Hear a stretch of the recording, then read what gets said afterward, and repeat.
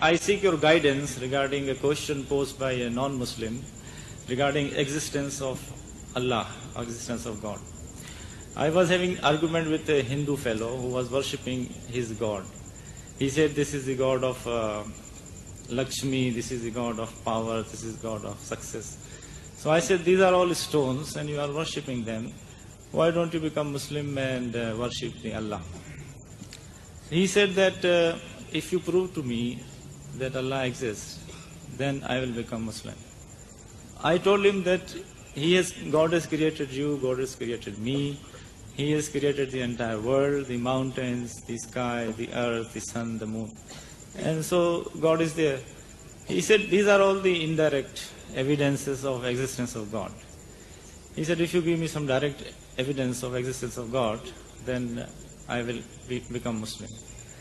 I told him that okay, if you are not convinced with this, then you tell me what is the direct evidence of God, existence of God. Then he said I don't have, that's why I am worshipping these gods, so many gods.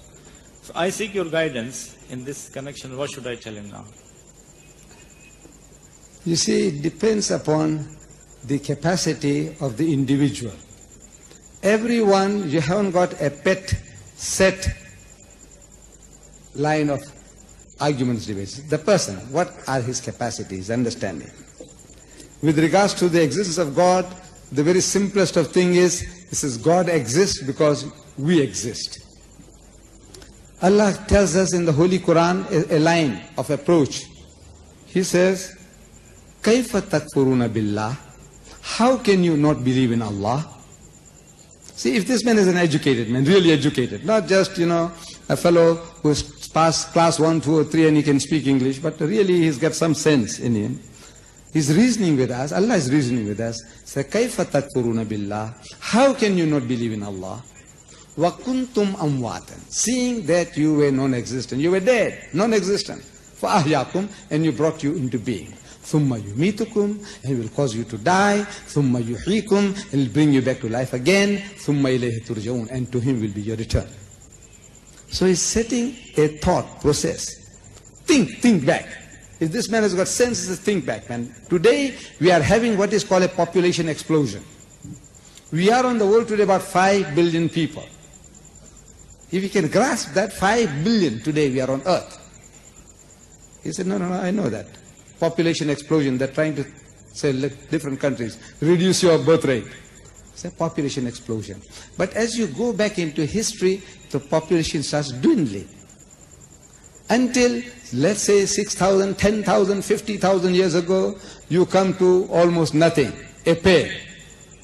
And even before that, according to your understanding, who, if you have got some education, is talking about evolution taking place, let's agree with him for a moment. I said, look, when this evolution came, there was no man. From the primordial substance in the mire, in the sea, the amoeba started, and according to his explanation, let's agree with him. These things came into being. Right. Man came into being, and the elephant, and the snake, and the flea, everything came from that primordial substance. I said, yes. Before that, you say that the earth was a molten mass. Nothing, no life, no plants, no animal, nothing. I say, yes. He agrees with you. That's what they say. You're only using his knowledge, what he knows. If he knows, now you can talk to him. Say, look, there was nothing. Say, how did life come? Where did it come from? So he said, well, it just came like that. He said, what? You explain how it started. A group of amoeba, protoplasm, they thought for themselves that now we will collate and break up and collate and eventually we'll make ourselves into an elephant. Huh?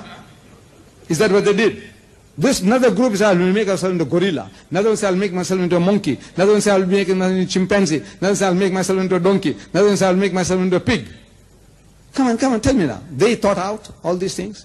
This amoeba, which got no brains, it had the brains, now created this man. He said, must have eyebrows. So look at your eyes, how it is protected. How many times you had blue eyes and your eye was not damaged because of this construction.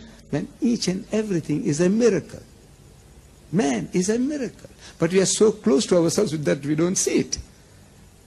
Ask the doctor, the biologist, the physiologist, and man, you start speaking about the heart, the lungs, the kidneys, each and every, their fingernails. your teeth. When you go to the dentist and you go and see the diagrams of the teeth, what it consists of. Shh. Each and everything is a miracle. You thought it out? That amoeba thought it out? He said, yes. He said, look, you are the most superstitious guy on earth. Any little thing you see, you say somebody made it. This little pin, I have a pin here. This one has a big head. I don't know whether you can see it from there.